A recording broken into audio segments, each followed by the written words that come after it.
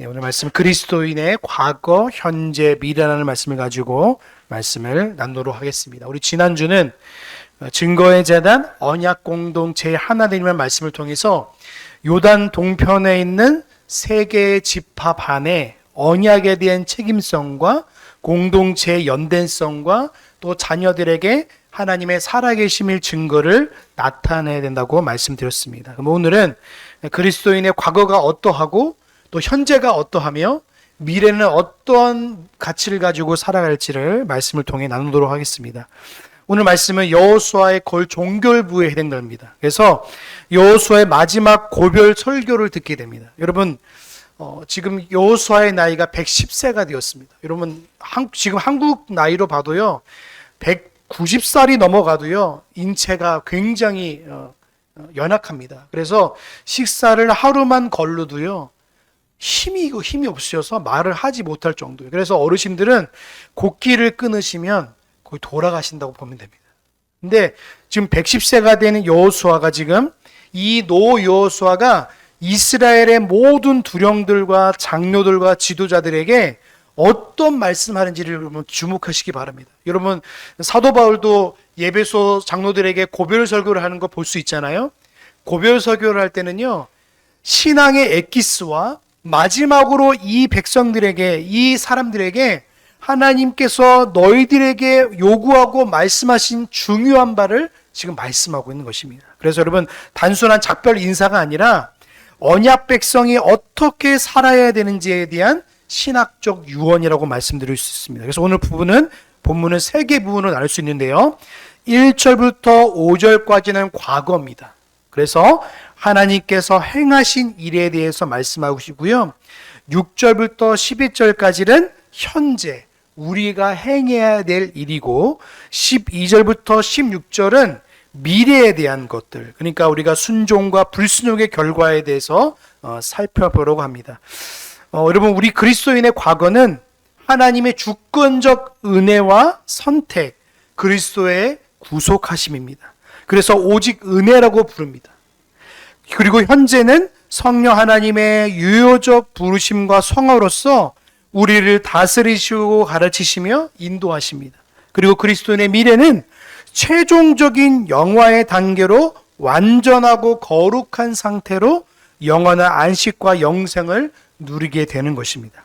우리 1절 말씀 우리 같이 한번 읽어보겠습니다. 우리 1절입니다. 같이 봅니다. 시작.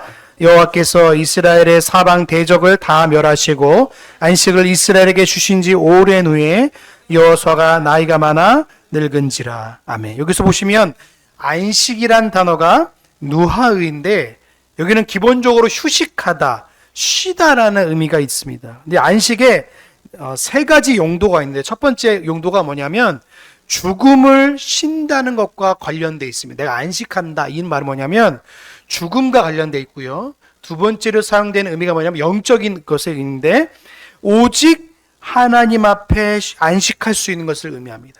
세 번째 의미가 뭐냐면 군사적 용법인데 이게 뭐냐면 모든 이스라엘의 원수를 패배시키시고 이 땅의 승리, 안식을 주는데 이 안식이라는 의미 안에는요 어떤 의미가 있냐면 승리와 안전이라는 의미가 있어요. 그러니까 지금 여호수아가 말하고 있는 용도는 세 번째 용도입니다. 지금 하나님께서 안식을 주셨다는 건 뭐냐면 승리와 안전을 주셨다는 거예요. 그래서 하나님의 언약의 성취와 그 의미를 지금 말씀하고 있는 거예요. 그리고 또 1절에 보시면 사방이라고 돼 있잖아요. 사방이라는 단어는 뭐냐면 사비부란 말인데 이게 무슨 뜻을 가지고 있냐면 주의 모든 것을 의미합니다. 그러니까 하나님께서 이스라엘 백성들 가운데 여호수아를 통해 말씀하신 것을 통해서 이스라엘 모든 사방, 모든 주변 가운데에 하나님께서 참된 안식, 승리와 안전을 주셨다는 것을 의미하고 있습니다. 여러분 하나님께서 안식을 주셨다는 것은 완전한 승리와 안전을 의미하는 거예요. 여러분 가나안 땅을 뭘 의미하죠? 우리에게 천국을 의미합니다. 광야는 우리가 걸어갈 현재를 의미하고요. 과거는 뭡니까? 우리가 지금 출애굽하기 전에 있는 과거는 얽매이고 머물러 있고 이 죄악 가운데 머물러 있는 것을 말하자면 이제는 뭘 말하고 있죠? 천국에서의 완전한 승리와 안전을 말하고 있는 거예요. 그리고 우리가 바라볼 완전한 승리와 안전이 뭐죠?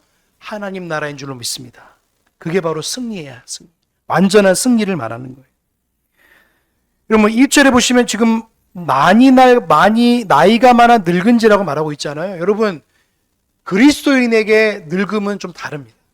세상에서는 늙음은요, 가만히 나이가 들면 늙음을 의미하지만 그리스도인에게 늙음은 성숙함을 말하는 거예요. 스스로 이 성숙함.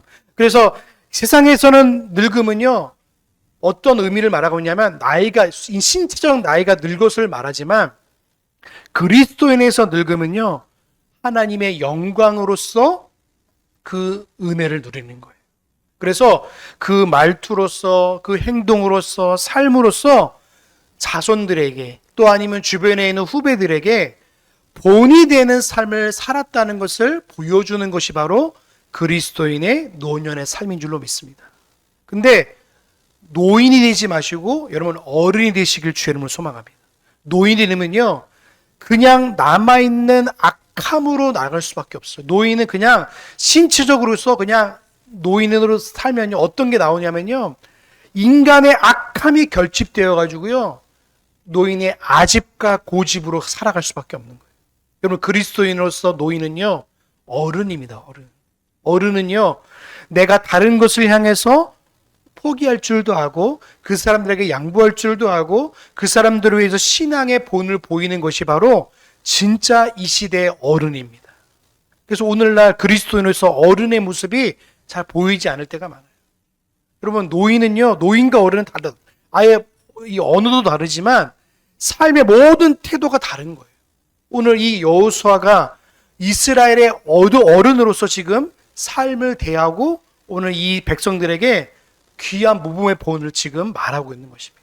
여러분, 후배들에게 여러분 그리스도인의 과거와 현재와 미래를 지금 여호수아가 말하는데 그 삶을 투영하면서 지금 말하고 있는 거예요. 자신이 어떤 사람이었고 자신에게 어떻게 행하셨고 자신에게 어떻게 행할 것임을 알기 때문에 지금 여호수아가 이스라엘 백성들에게 지금 고별 설교를 할 수 있었던 거예요. 여러분, 여호수아 1장을 보시면 알죠. 하나님께서 여호수아에게 어떻게 하라 했죠? 너는 마음을 강하게 하고 담대히 하라. 이것을 끝까지 여호수아가 품었던 하나님의 말씀이었어요. 그래서 여호수아가 지금 앞으로 했던 모든 일들을 말해서 지금 하고 있는 것입니다. 자, 우리 2절을 볼까요? 2절. 자, 2절 말씀 같이 보겠습니다. 시작. 곧 장로들과 두령들과 재판자들과 유사들을 불러다가 그들에게 이르되 나는 나이가 많아. 계속 왜 늙었음을 강조할까요? 자신에는 아무것도 소망이 없음을 말하는 거예요. 인생의 덧없음을 말한 것과 동시에 나는 소망이 없음을 말하는 겁니다. 여러분, 우리는 늙음을 통해서 말하는 게 뭡니까? 인생은 결국에는 유한한 존재라는 거예요. 언젠가는 끝이 있음을 말하는 거예요. 우리는 꼭 기억하셔야 됩니다. 이 땅이 영원할 것처럼 보이지만요, 영원하지 않다는 겁니다. 제가 매번 말씀드리지만 우리는요, 여러분의 시대는요, 3대가 지나면요, 여러분을 기억하지 못해요. 여러분 후손들이 여러분을 기억하고 갔잖아요. 여러분이 정말 위대한 일, 정말 이수진 같은 일을 하면 그래도 후대 사람들이 기억은 해줘요. 아, 이 사람이 이런 일을 했고 이 사람이 위대한 일을 했고 기억은 해주지만 그냥 어떤 사람이었지에 대한 삶을 우리가 정말로 신앙인으로서 그 기억이 없으면요, 후손들이 그냥 없어져 버려요. 그런데 하나님은요, 우리 일생 동안 우리가 삶을 살아가면서 70년, 많이 살면 100년, 그렇게 살아갈 거잖아요. 그 100년의 시간 속에서 우리가 나중에 우리 자손들에게 뭘 남겨야 될 것입니다. 우리는 우리를 바라보지 말고 하나님을 바라보라고 말해야 될 줄로 믿습니다. 저도 마찬가지예요. 저는요, 하나님을 가리키는 손가락일 뿐이지, 안내자일 뿐이지 하나님을 대신할 수 없어요. 그래서 저는 꼭 기억하십시오. 여러분은 하나님을 바라보셔야 됩니다. 우리는 나이가 많고 늙었다는 것을 여호수아가 왜 2번이나 반복했을까요? 이유가 있어요. 너희는 나를 바라보지 말라는 거예요. 여호수아가 지금 당시 우리가 뭘 말하고 있는지, 나는 지금 나이가 많고 늙었으니까 너희가 지금 나를 바라보지 말고 나를 의지하지 말고 내가 지금 말하고 있는 하나님을 바라보라고 말씀하고 있는 거예요. 이게 신앙으로서 저와 여러분들이 늘 견지해야 될 말이에요. 우리는 연약하기 때문에요. 우리 자녀들도 마찬가지예요. 나는 실수할 수도 있고 연약하기 때문에 나를 바라보지 말고 나를 통해서 여호와 하나님을 바라봤으면 좋겠다고 여러분 날 말씀하시고, 그래서 우리의 행동 거지가 그래서 조심할 수밖에 없는 거예요. 자, 우리 3절의 말씀 우리 한번 같이 보겠습니다. 우리 3절의 말씀을 같이 봅니다. 시작.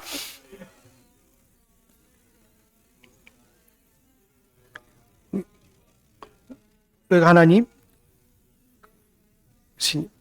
네, 보십시오. 너희 하나님 여호와께서 너를 위하여 이 모든 나라 위에 행하신 일을 너희가 보았다. 그리고 너희 하나님 여호와께서 그를 너희 위하여 싸우신 자라, 이렇게 말씀하십니다. 여러분, 우리 그리스도인의 참된 기쁨이 뭔지 아십니까? 바로 죄에서부터 해방인 줄로 믿습니다.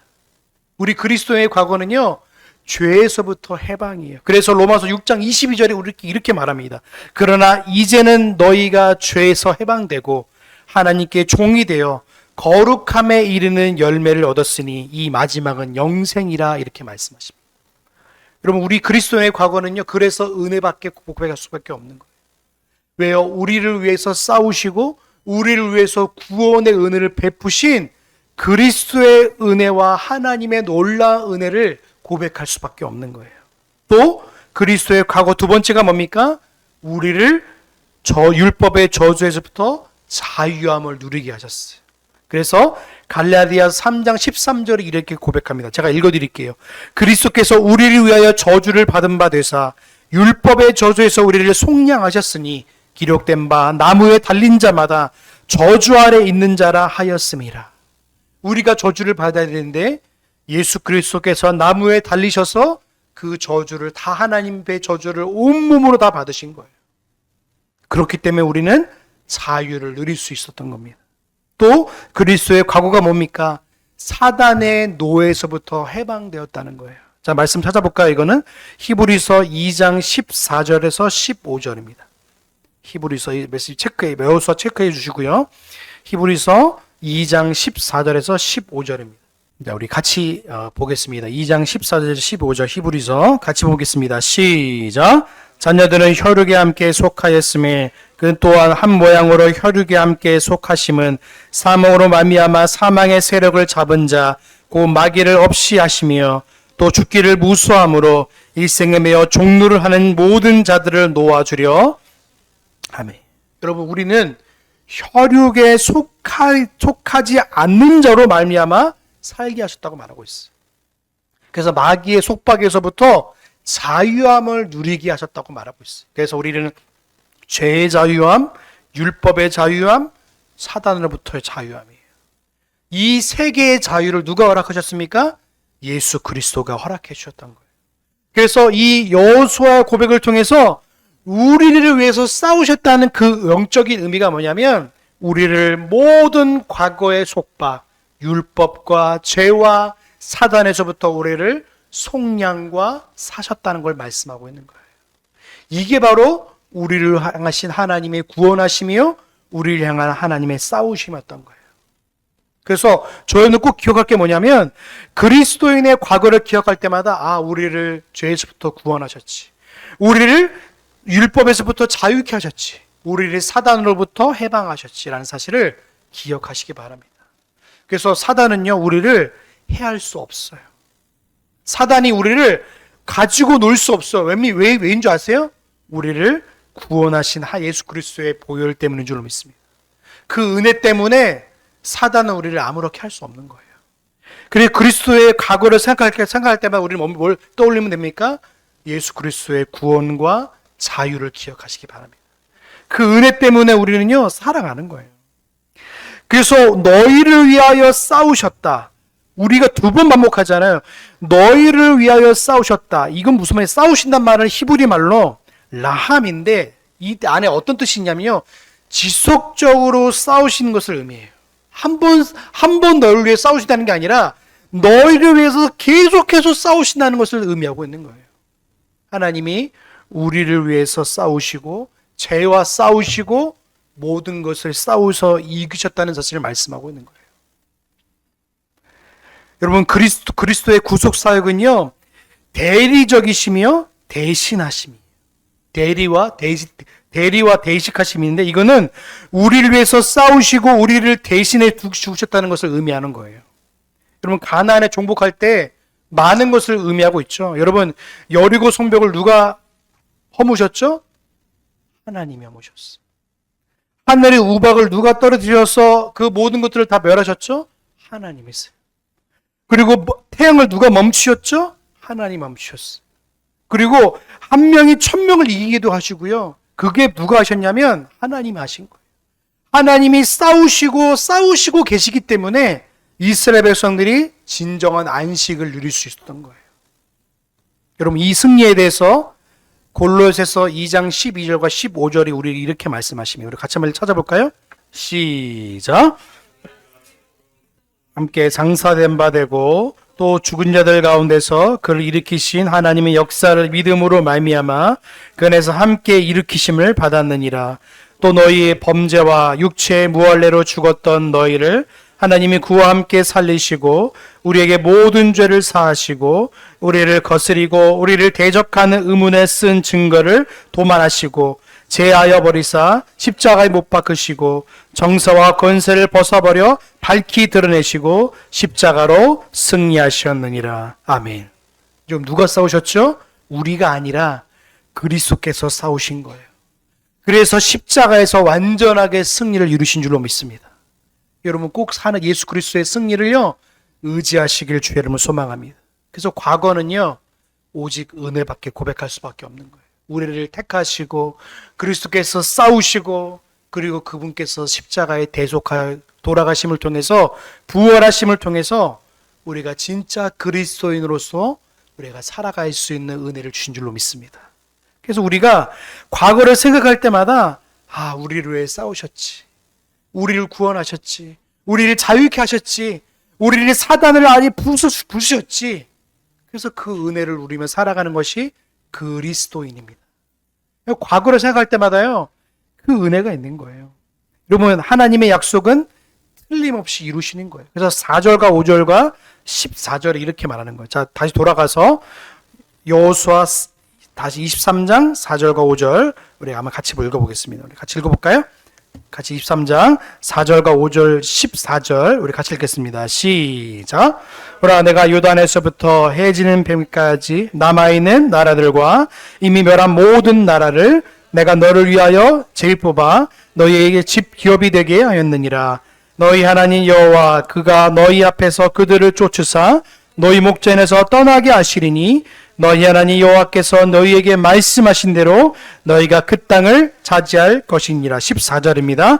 보라, 나는 오늘날 온 세상이 가는 길로 가려니와 너희 하나님 여호와께서 너희에 대하여 말씀하신 모든 선한 일이 하나도 틀리지 아니하고 다 너희에게 응하여 그 중에 하나도 어김이 없음을 너희 모든 사람의 마음과 뜻에 아는 바라. 아멘. 하나님의 약속은 하나도 틀림이 없습니다.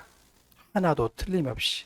그래서 하나님께서 모든 것을 하나도 틀리지 않고 하나도 어김없음을 이중 강조로 말씀하시는 거예요.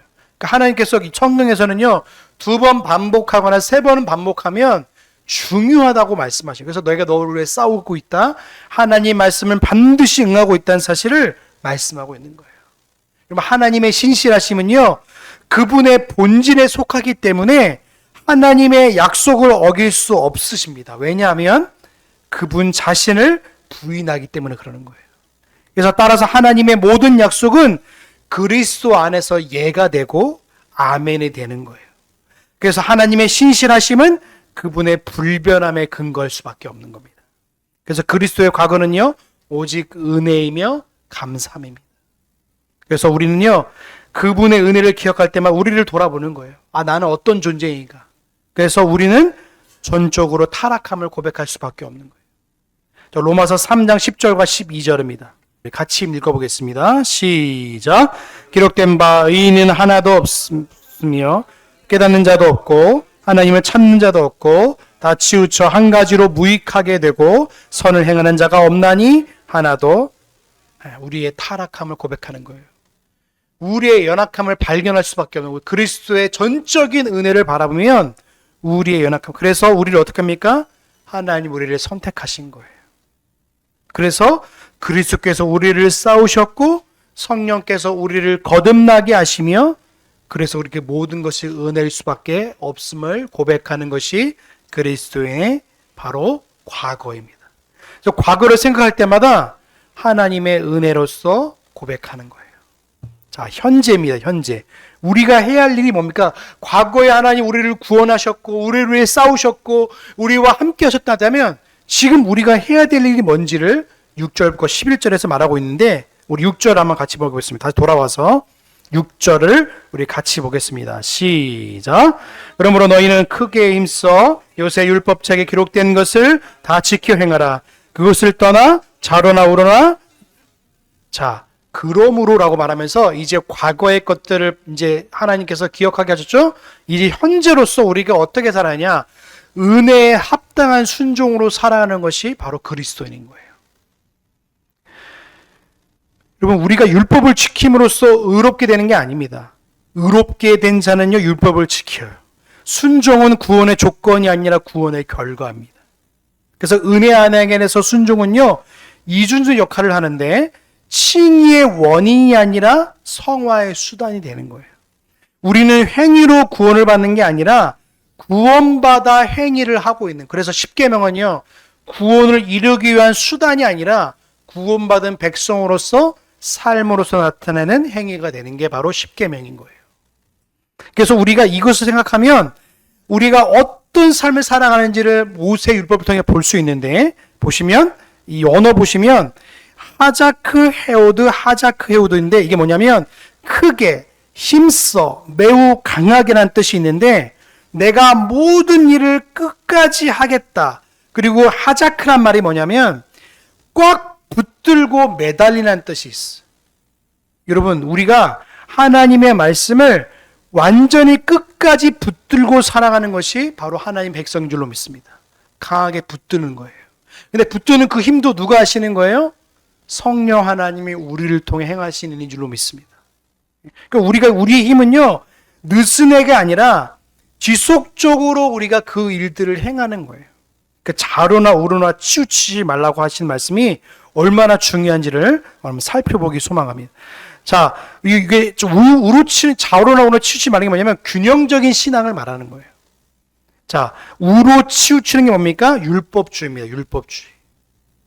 좌가 뭡니까? 율법을 버리는 거예요. 율법을 버리고 아니면 율법주의에 치우치거나 그래서 우리가 이게 무율법주의와 율법주의를 이 양극단을 조심하셔야 돼요. 한쪽은 율법을 버리고 한쪽은 너무 율법을 신봉하면 율법주의자가 되던 간에 아니면 무율법주의자가 되는 거예요. 자, 우리 예수 그리스도를 믿는 하나님 백성들은요 신율주의라고 말합니다. 이게 무슨 말이냐면 하나님의 말씀을 따라가는 자를 말해요. 그래서 은혜를 받은 자, 예수 그리스도께 구원을 받은 자는 이 율법을 이 십계명들을 은혜로 지키는 것을 말하는 거예요. 그래서 우리가 양쪽 극단을 조심하셔야 돼요. 하나는 우리의 의를 행위로 두는 것이고 율법주의고요. 다른 하나는 은혜를 핑계로 반증하는 반율법주의, 무율법주의를 말하는 거예요. 그러니까 우리 이 두 절벽 사이를 좁은 길을 걸어가는 거예요. 내 의를 강조하면 율법주의가 되고요. 그 은혜를 핑계로 걸어가는 것, 방종함에 걸어가는 것은 무율법주의입니다. 이게 정말 조심하셔야 됩니다. 그래서 은혜와 행위가 바로 구원인데 이 은혜를 기억하는 자들은요 어떻게 살아가냐면 율법주의도 아니고 무율법주의도. 그래서 좌로나 우로나 치우치지 말라는 것은요 이 중앙을 걸어가는 거예요. 한 중앙을 걸어서 왼쪽도 아니고 오른쪽도 아닙니다. 그래서 웨스트민스터 신앙고백서는 이렇게 말합니다. 19장 5절이 이렇게 말하는데 제가 읽어드릴게요. 도덕법은 유럽게 된 자들뿐만 아니라 다른 모든 사람들을 영원히 순종하도록 의무를 지운다. 그것은 그 안에 담긴 문제 때문이 아니라 그것을 주신 창조주 하나님의 권위 때문이다. 그리스도께서도 복음 안에서 이 의무를 조금도 없애지 않으시고 오히려 크게 강화하신다. 이렇게 말씀하십니다. 그래서 예수님께서는요, 율법을 폐하러 오신 것이 아니라 완성시키러 이 땅에 오신 거예요. 그 기억하십시오. 율법이 폐해진 게 아니라 완성되어졌어. 예수 그리스도로 말미암아 완성된 것이 율법이 마치 의가 되어서 온 게 아니라 예수 그리스도께서 그 모든 것을 십자가에서 완성시키기 때문에 그 의로움으로 말미암아 예수님의 의로움으로 말미암아 그 십계명들을 지켜 나가는 거예요. 이 은혜를 지금 말하는 거예요. 자, 우리 말씀도 보겠습니다.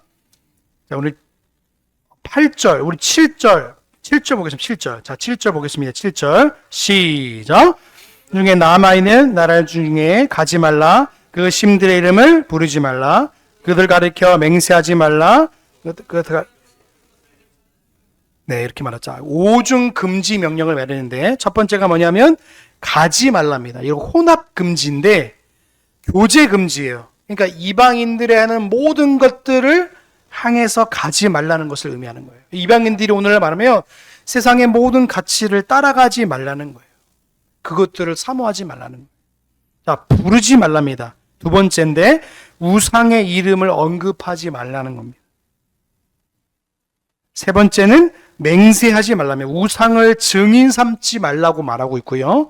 네 번째는 섬기지 말라, 예배를 금지하고 있고, 다섯 번째는 절하지 말라, 경배를 금지하고 있습니다. 여러분, 그래서 이 다섯 가지, 가지 말고, 부르지 말고, 맹세하지 말고, 섬기지 말고, 절하지 말고, 이것을 통해서 우리가 바라보는 게 뭔지 아세요? 오늘날 타락한 예배에 우리가 그곳에 함지 말라는 거예요. 여러분, 미국 교회 보시면요, 지금 미국의 교회가요, 젊은이들이 지금 교회를 떠나고 있습니다. 그래서 어디로 옮긴지 아세요? 정교회로 옮기고 있답니다. 동방 정교회 아시죠? 서방 정교회는 로마 카톨릭이거든요. 동방 정교회라고 따로 있습니다. 동방 정교회는요, 2시간 이상 서 있어야 됩니다. 그래서 1년에 한 달은 금식해야 되고요. 이 어려운이들을 왜 할까요? 이유가 있어요. 그 사람들은 교회가 세상을 닮아가려 가고 있어요. 참 신기하죠. 교회가 세상을 닮아가려. 왠지 아십니까? 사람들을 모으려는 의미가 있어요.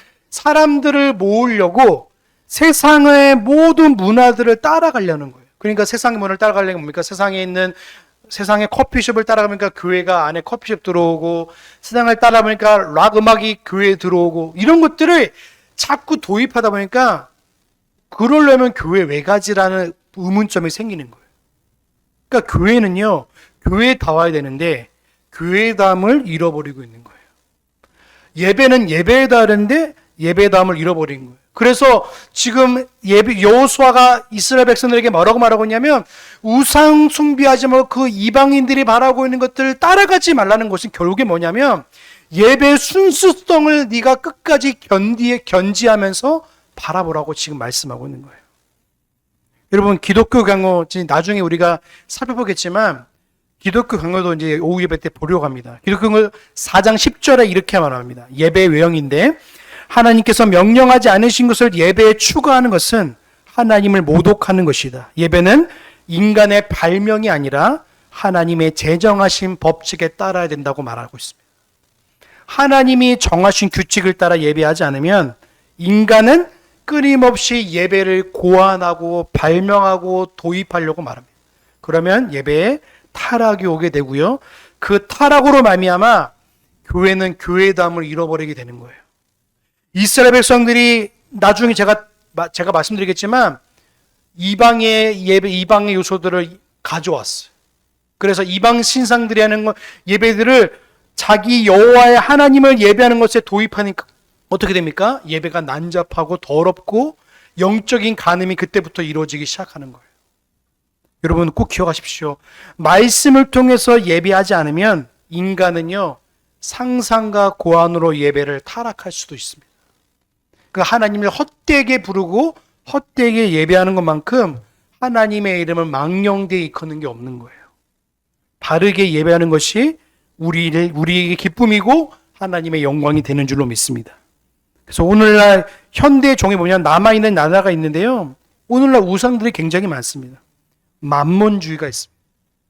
여러분 찾아볼까요? 마태복음 6장 24절입니다. 네, 우리 같이 읽겠습니다. 시작. 한 사람이 두 주인을 섬기지 못할 것이니 혹 미워하며 저를 사랑하거나 혹 이를 중히 여기며 저를 경히 여김이라.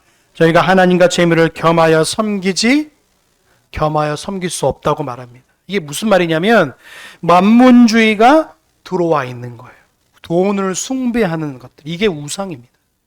우리는 돈을요, 이것을 중립적 가치로 두셔야지, 이거를 절대적인 가치로 두시면 안 됩니다. 돈 때문에 살아가는 인생이 아니라 돈은 필요 때문에 하는 것이지, 이것이 우상이 되면요, 돈을 쫓는 인생으로 살아가는 거예요. 그리스도인은 돈을 쫓는 인생이 아니라 하나님의 말씀을 쫓는 인생인 줄로 믿습니다. 이게 분명히 구분선이 가셔야 돼요.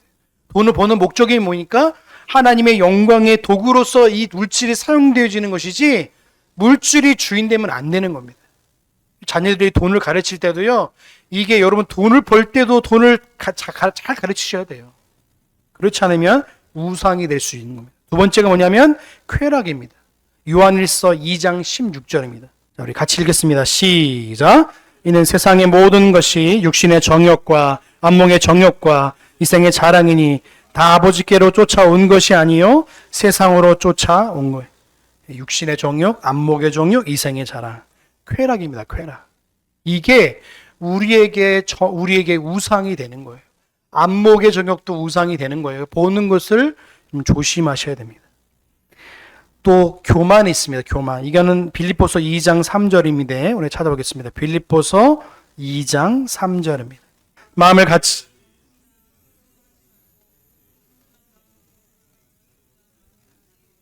이렇게 말하고 있죠. 이거는 나를 사랑하는 게 아니라 나를 부인하는 거예요. 하나의 공동체를 위해서는요, 내가 부인되지 않으면 교만함으로 갈 수 있는 거예요. 교만함이 얼마나 무서운지 몰라요. 그래서 자아를요, 날마다 부인하셔야 되는 거예요. 또 네 번째 뭐냐면 성공입니다. 마가복음 8장 36절입니다.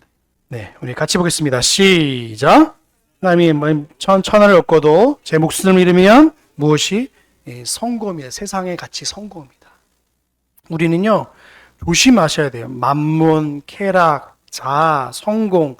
성공은요, 이게 우상이 됩니다. 우상. 우리는 성공을 하기 위해서 이 땅에 사는 사람들이 아니에요. 우리는 뭐 하죠? 우리는 예수 그리스도를 따라가는 사람답게 살아가는 것이 우리에게 복이고 길인데, 세상의 성공이 마치 우리에게 인생의 전부인 것처럼 사는 사람들은요, 이미 거기에 가치를 두고 살아가는 사람들이에요. 성공하기 위해 살아가는 사람들이 아니에요, 여러분. 이게 세상의 가치인 거예요. 또 상대주의인데 요한복음 14장 6절입니다. 우리 같이 보겠습니다. 시작. 예수께서 가라사대 내가 길이요 진리요 생명이니 나로 말미암지 않고는 아버지께로 올 자가. 상대주의, 진리를 희석시키는 것은 이게 바로 우상입니다. 우상. 하나님의 말씀에 대한 진리를 왜곡하거나 다른 것과 비교하는 것 자체가 이미 그것이 우상인 거예요. 그러니까 여러분, 복음과 다른 가치를 동시에 놓을 수 없는 겁니다. 복음은요, 유일한 가치예요. 하나님의 말씀은 유일한 가치이지 어떤 거가 같이 견주어낼 수 없는 것이 바로 견주어낼 수 없는 겁니다. 만약에 복음의 가치와 이 가치가 동시에 올려지면요, 이게 상대적인 것이 되는 거예요. 그러면 이웃사랑과 복음이 같이 올릴 수 없는 거예요. 그래서 이웃사랑과 복음의 가치가 동시에 놓여지면요, 복음을 선택하셔야 돼요. 근데 이웃의 가치를 올리면 어떻게 되냐면 복음의 가치를 희석시켜서 어떻게 됩니까? 이 사람들을 위해서 복음의 가치를 잠깐 다른 걸로 바꿀 수 있다고 얘기하는 거예요. 그러면 이게 바로 상대주의, 이게 바로 다르게 말하면 WCC가 말하고 있는 종교 통합주의가 이런 것들이 우리 우상들이 될 수 있는 거예요. 이것들을 조심하지 않으면 오늘날 우리는 우상 숭배같이 살아갈 수밖에 없는 거예요. 여러분, 꼭 주님 앞에 우리의 삶을 날마다 겸손히 드리는 저와 여러분 되시길 주의 이름으로 소망합니다. 자, 다시 돌아가세요. 여호수아 22장 8절입니다. 우리 8절 같이 보겠습니다. 8절, 22장 8절, 357페이지. 8절 같이 보겠습니다. 시작. 너희 하나님 여호와를 친근히 하기를 오늘같이 여러분, 친근히 하다. 여러분, 저번에 살펴봤죠? 다바크란 말인데 매달리는 겁니다. 바짝 붙어 있다, 매달리다, 견고하다 라는 뜻이 있습니다. 이거는 어디에 또 쓰이냐면 제가 저번에 말한 것처럼 신약 성경에 보시면 예수 그리스도의 연합, 포도나무와 가지의 관계에 있는 연합의 관계에 있는 겁니다. 그러니까 우리가 여호수아가 지금 이스라엘 백성들에게 뭐라고 말하고 있습니까? 오늘날 너희 하나님 여호와를 친근히 하기를 오늘날까지 행한 것 같이 하라고 말하고 있어요. 끊임없이 여호와께 붙어 있으라는 말입니다. 여러분, 여호와께 붙어 있는 것이 우리가 하나님 앞에 나아가는 유일한 길인 줄로 믿습니다. 그래서 결혼의 연합을 이루어 가는 거예요. 여러분, 결혼하면요, 누구 바라보는 거예요? 아내 바라보고 남편 바라보는 거예요. 이 연합은요, 깰 수 없는 겁니다. 이 연합을 통해서 우리가 그리스도 안에서 참된 은혜를 누린 거예요. 그리스도 안, 내가 너희 안에, 너가 내 안에 있다는 사실을 우리가 날마다 기억하며 살아가는 거예요. 신앙은요, 그리스도 안에 거하는 것인 줄로 믿습니다. 그리고 내가 그리스도 안에 있는 거예요. 이 신비적 결합 앞에 날마다 있는 거예요. 그래서 주님이 먹는 것을 내가 기뻐하고, 우리가 부부 안에서도 하나 연합을 말하기도 하지만, 우리가 신앙의 연합은요, 그리스도 안의 연합이에요. 이 연합을 날마다 누리셔야 될 줄로 믿습니다. 그래서 내가 그리스도 안에서 그리스도의 기뻐하는 걸 나도 기뻐하고, 내 기쁨도 그리스도의 기쁨으로 같이 연합되어져 가는 거예요. 그래서 내가 주님이 기뻐하는 걸 내가 기뻐하는 게 바로 연합의 삶인 거예요. 이게 깨어지면요, 오늘날 우상 숭배로 가는 거예요. 내가 기뻐하는 것을 마치 하나님 기뻐하는 것처럼 오해하고 살아갈 수 있는 거예요. 칼빈은 기독교경 3장 11장과 11절에 10절에 이렇게 말합니다. 제가 읽어드릴게요. 우리가 그리스도와 연합할 때까지 그리스도께서 우리 밖에 계심으로 우리와 무관하시다. 비록 그분이 우리를 구속하실지라도 우리가 그분과 하나 되어 그분의 모든 것을 나누어 가질 때까지 그 구속이 우리에게 아무 유익이 없다. 이것을 신비적 연합이라고 말한다고 말합니다. 우리가 그리스도의 연합 가운데 있기 때문에 그 은혜를 누리며 살아가기 위해서는요, 그리스도의 옷을 날마다 입어야 될 줄로 믿습니다. 제가 저번 주 말씀드렸죠. 은혜는 주입이 아니라 날마다마다 정가라고 말씀드렸어요. 정가는요, 날마다 힘을 입지 않고서는요, 그 은혜를 누릴 수 없는 거예요. 하루하루 예수 그리스도의 연합을 누리시긴 저와 여러분 되시길 주의 이름으로 소망합니다. 하루하루가, 그러니까 한 주 한 주, 하루하루 한 시간 한 시간 그 그리스도의 연합을 날마다 누리셔야 되는 거예요. 그래서 우리가 그 은혜를 누릴 때 오늘 주님께서 우리에게 말씀하신 바를 이루고 남음이 있는 거예요.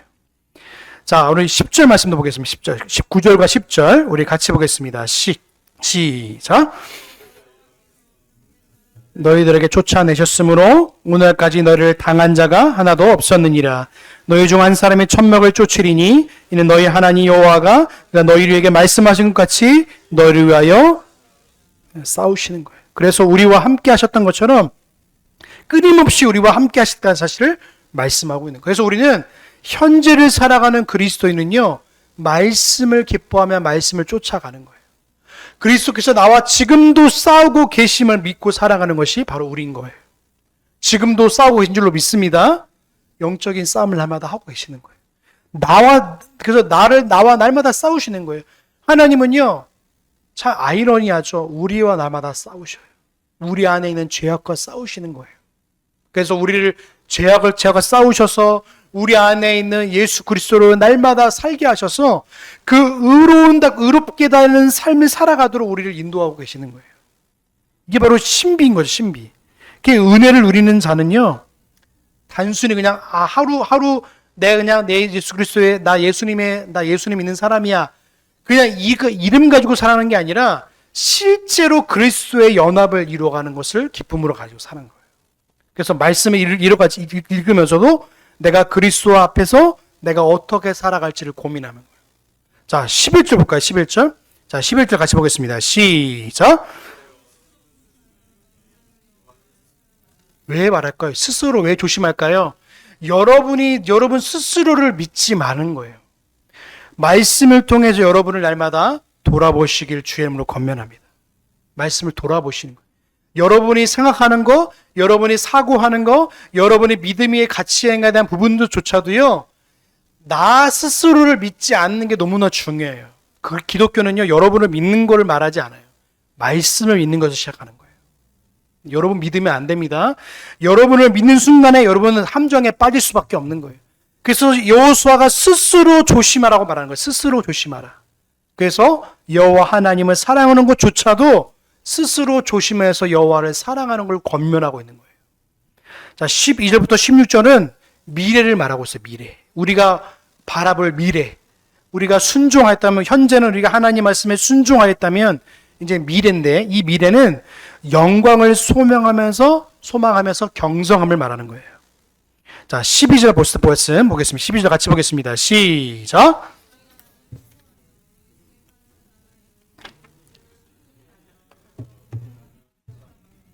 여러분, 친근이라는 말 앞에 있는 8절에 있는 친근하고 똑같은 단어입니다.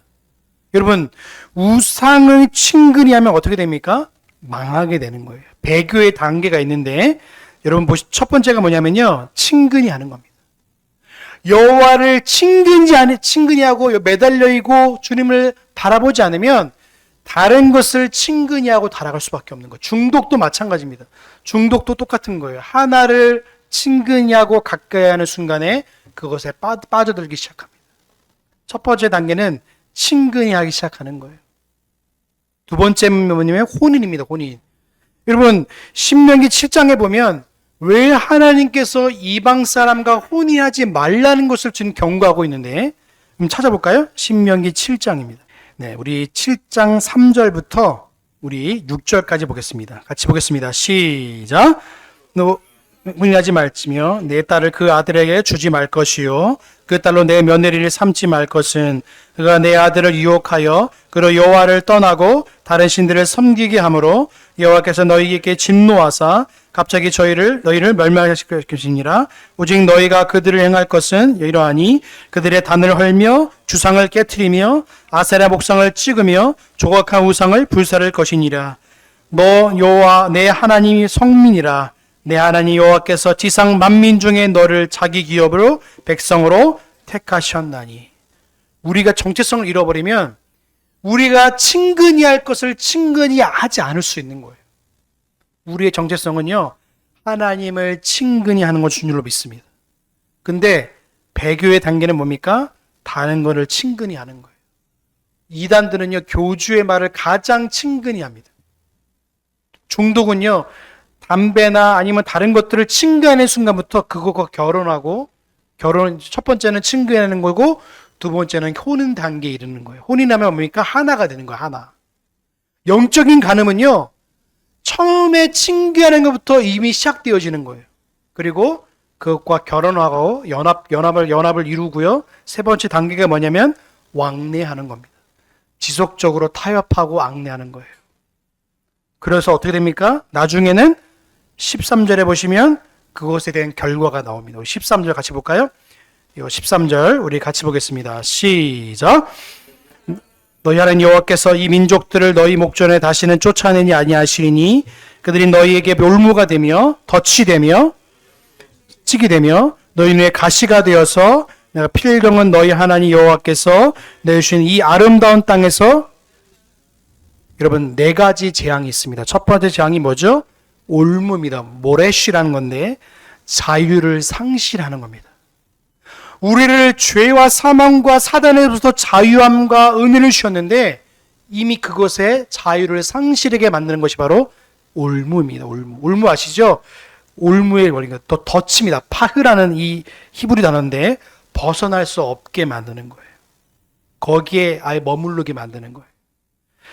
이게 바로 죄의 중독이자 우리를 억제하게 만드는 거예요. 하나님을 친근하지 하지 않으면 이 우상이라는 것에 친근히 하고 올무가 매이게 하고 덫에 매이게 만드는 거예요. 또 세 번째가 뭐죠? 채찍입니다. 쇼테라는 건데 이거는 외적으로 우리에게 고통을 주시는 거예요. 하나님 백성들은요, 주님의 백성이니까 징계의 도구를 쓰시는데 채찍이 뭐냐면 외적인 고통을 주시는 거예요. 그리고 가시게 체니밈인데 이건 내적인 아픔을 주세요. 하나님은 네 가지를 통해서 자유를 잃게 만들고 벗어날 거 없게 만드시고 외적인 고통을 주시고 내적인 아픔을 주셔요. 이걸 통해서 하나님이 우리에게 뭘 깨닫게 하시는 겁니까? 하나님이 우리의 영원한 구원자이시고 소망의 심을 깨닫게 하시는 징계의 도구로 이걸 사용하시는 거예요. 근데 믿지 않는 백성들은요, 이 네 가지를 벗어날 수 없습니다. 여기에 아예 함몰되게 만듭니다. 자유를 잃게 받게 만들고요, 거기에 벗어날 수 없게 만들고요, 그 외적인 고통과 내적인 고통으로 말미암아 거기하고 가두는 느낌이 드는 거예요. 그래서. 자, 13절입니다. 바로 13절, 14절 같이 보겠습니다. 시작. 정령이 알라, 너희 하나님 여호와께서 이 민족들을 너희 목전에 다시는 쫓아내지 아니하시리니 그들을 너희에게 올무가 되며 덫이 되며 너희 꾀에 채찍이 되며 너희의 가시가 되어 너희 필경은 너희 하나님 여호와께서 너희 주신 이 아름다운 땅에서 멸절하리라. 보라, 나는 오늘날 온 세상에 가는 길로 가려니와 너희 하나님 여호와께서 너희에게 대하여 말씀하신 이 모든 선한 일이 하나도 틀리지 아니하고 다 너희에게 응하게 그 중에 하나도 어김이 없음을 너희 모든 사람의 마음과 뜻이. 아멘. 14절에서 말하고 있는 오늘 나는 온 세상에 가는 길로 가려니, 이게 뭐냐면 나는 이제 간다, 하나님 나라로 간다, 이런 뜻을 말하고 있는 거예요. 천국으로 간다. 온 세상에 가는 사람들이 뭐냐면 나는 죽는다라고 말하는 거예요. 죽음의 길로 간다라는 것을 의미하고 있습니다. 그래서 하나님께서 이스라엘 백성들에게 역사적 성취가 뭐냐면 712년에 북이스라엘이 아수르로 말미암아 멸망을 당하게 하시고요. 그리고 586년에 남유다가 바벨론을 통해서 멸망하게 하세요. 이것이 역사적 사건으로 아예 하나님이 만들게 만드셨어요. 하나님을 떠나면 반드시 하나님에 대한 징계와 심판이 있다는 사실을 말씀하고 있는 거예요.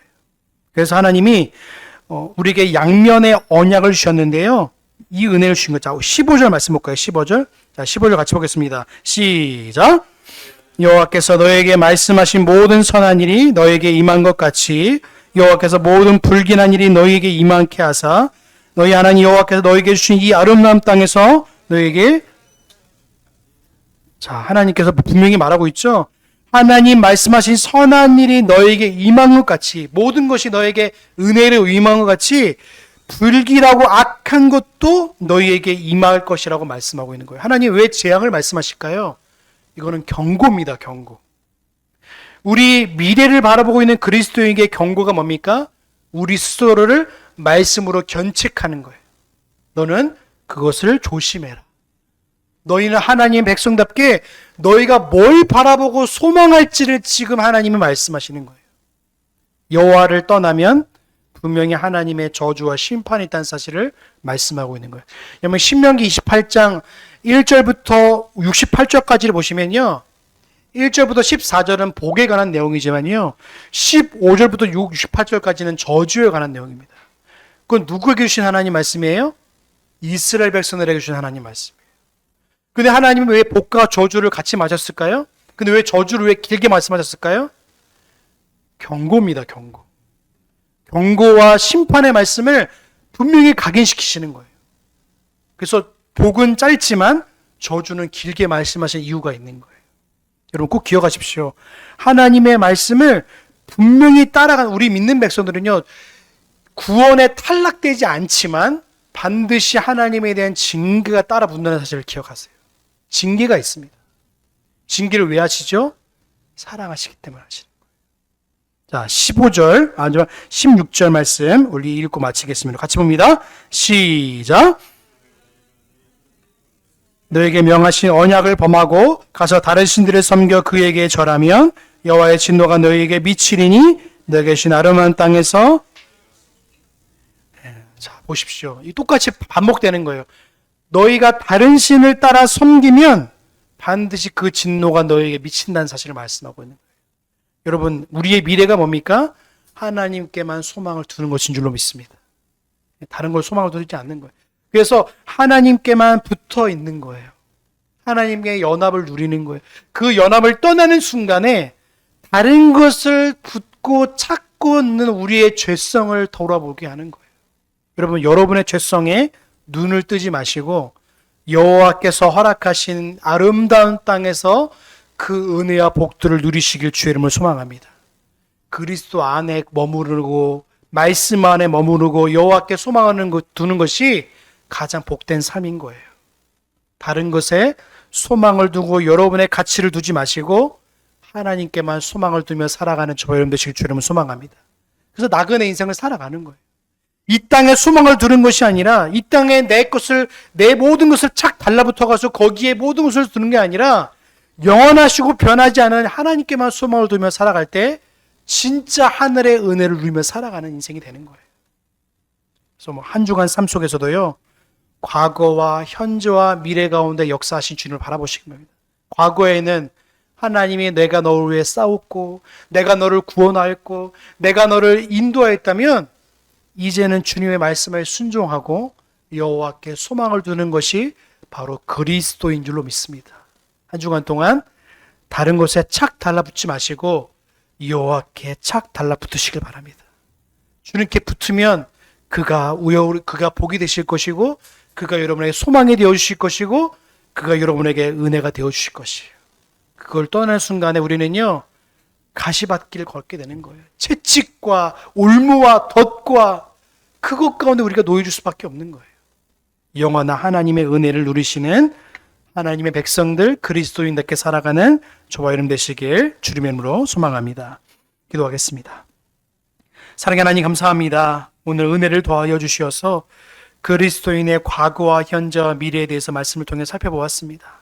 하나님, 우리의 과거는 은혜인 줄로 믿습니다. 예수 그리스도를 통해서 우리를 구원하셨고 사단에서부터 죄에서부터 율법에서부터 우리를 구원하셔서 우리를 사망의 길을 걷게 하시는 것이 아니라 생명의 길로 걷게 하신 줄로 믿습니다.